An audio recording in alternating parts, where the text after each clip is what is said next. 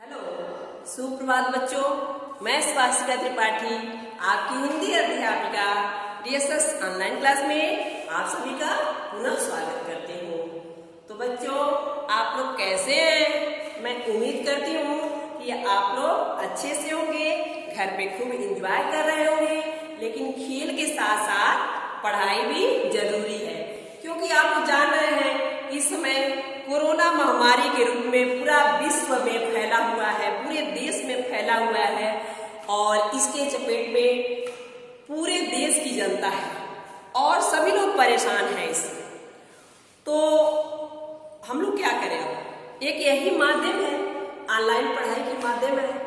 और बेटा, आप लोगों से मेरा रिक्वेस्ट है कि जो भी वीडियो के माध्यम से, पीडीएफ के माध्यम से आप लोग को पढ़ने के लिए भेजा जा रहा है, उसमें आप लोग लापरवाही नहीं करेंगे, आप लोग पढ़ते रहेंगे।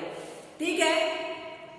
पढ़ना भी जरूरी है, खेल के साथ साथ, हर काम के साथ साथ पढ़ाई भी बहुत जरूरी है। और आप लोग के स्वास्थ्य को देखते हुए, इस महामारी कोरोना को देखते हुए सरकार का आदेश है, स्कूल बंद चल रहा है। आप लोग छोटे छोटे हैं, स्कूल में कैसे आएंगे, कैसे पढ़ेंगे? इसलिए आप लोग अपने पढ़ाई पर भी ध्यान देंगे, ध्यान से आप लोग वीडियो देखेंगे। वीडियो में जो भी बात बताई जा रही है, ठीक है? यदि आपको नहीं समझ में आता है तो आप कई बार पूछ सकते हैं, ठीक है? और वीडियो अगर मान लीजिए 9:30 आपका टाइम है, उस समय आपके पास फोन नहीं है, यदि पापा मम्मी लेकर कहीं चले गए हैं, तो आप बाद में भी देख सकते हैं। एक बार वीडियो देखे और आपको नहीं समझ में आया कि मैम क्या बता रही है, तो आप उसको फिर देखिए, कई बार देखिए, जितने बार में आपको समझ में आए। उसमें कोई रोक टोक नहीं है, कोई बाउंडेशन नहीं है कि नहीं एक बार देखना है, ऐसा कुछ नहीं है। आपको जितने बार देखने में समझ में आता है उतने बार देखिए, बार बार देखिए, ताकि उस चीज को समझ में आ जाए। और फिर भी नहीं समझ में आता है तो आप मेरे पास फोन करेंगे और फिर मैं बताऊंगी। तो चलिए बच्चों, आज हम लोग विषय हिंदी व्याकरण पढ़ेंगे, ठीक है? पिछले वीडियो में मैं विषय हिंदी व्याकरण के अध्याय के यानी विषय सूची के बारे में बता चुकी हूँ आप लोगों को। आज मैं अध्याय 1 भाषा और व्याकरण के बारे में आप लोग को बताऊंगी कि भाषा किसे कहते हैं। बच्चों, भाषा की परिभाषा मैं एक बार पढ़ रही हूँ, फिर बता रही हूँ। भाषा एक दूसरे के विचारों तथा भावों को समझने का साधन भाषा कहलाता है। सबसे पहले मैं आप लोग को ये बताऊंगी कि भाषा शब्द की उत्पत्ति कहाँ से हुई।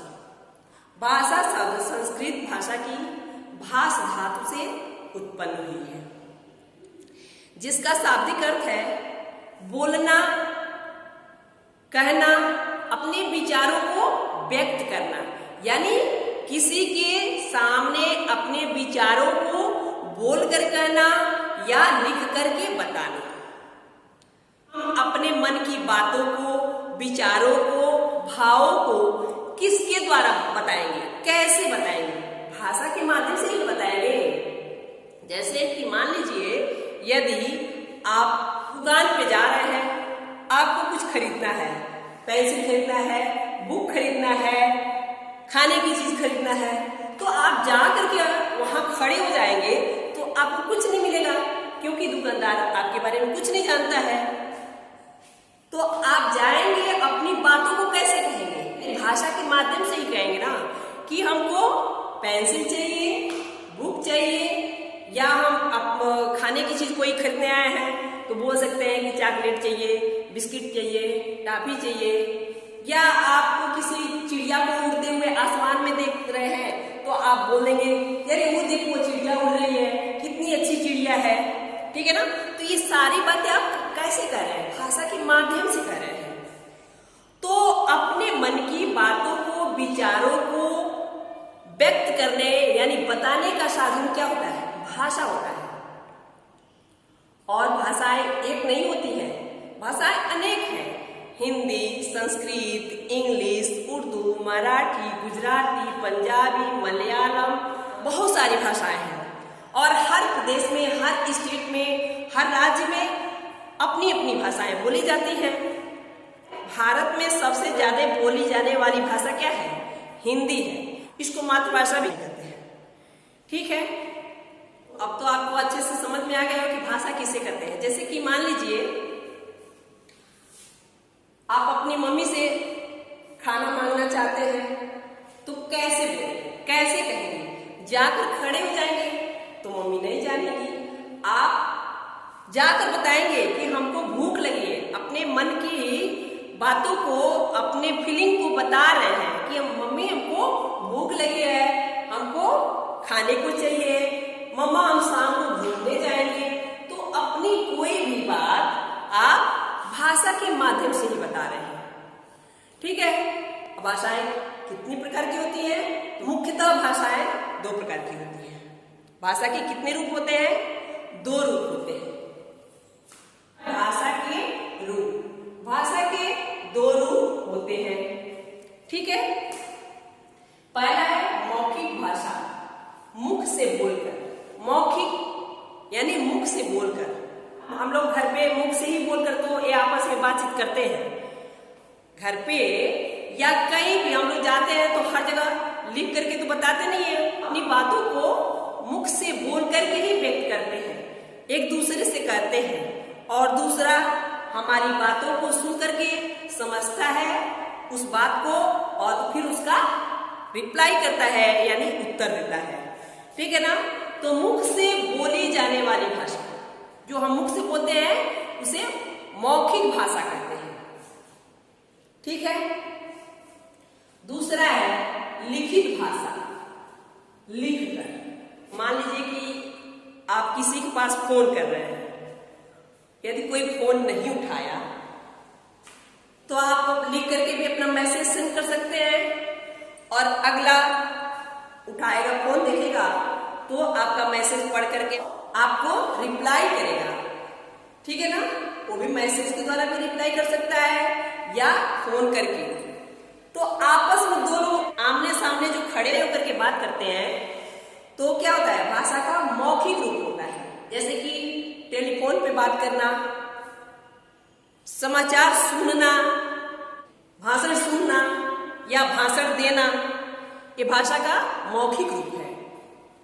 लिखित रूप, जैसे हम लोग किताब भी पढ़ते हैं, बुक पढ़ते हैं ना, उसमें लिखा हुआ रहता है, तो भाषा का लिखित रूप हो जाता है। न्यूज़पेपर होता है, जो समाचार पत्र होता है, उसे समाचार उसमें छपा रहता है और हम लोग उस छपे हुए समाचार को पढ़ते हैं, अब पढ़ करके तब जानते हैं। तो इसलिए वो भाषा का लिखित रूप हुआ। तो मैं उम्मीद करती हूँ कि आप लोगों को भाषा किसे कहते हैं, भाषा के कितने रूप होते हैं, मौखिक भाषा किसे कहते हैं और लिखित भाषा किसे कहते हैं, जिसे समझ में आ गया होगा। यदि कोई डाउट हो, कोई प्रॉब्लम हो, अच्छे से समझ में नहीं आया हो, तो आप उसे पुनः फोन करके पूछ सकते हैं, मैसेज करके पूछ सकते हैं। फोन करके पूछेंगे तो भाषा का मौखिक रूप होगा और मैसेज करेंगे तो भाषा का लिखित रूप हो जाएगा। तो आप लोग इस वीडियो को ध्यान से देखिएगा, ध्यान से समझिएगा, फिर इसका मैं प्रश्न उत्तर PDF के माध्यम से भेजूंगी, फिर आप लोग अपनी कॉपी में लिखेंगे। धन्यवाद बच्चों, बाय बाय।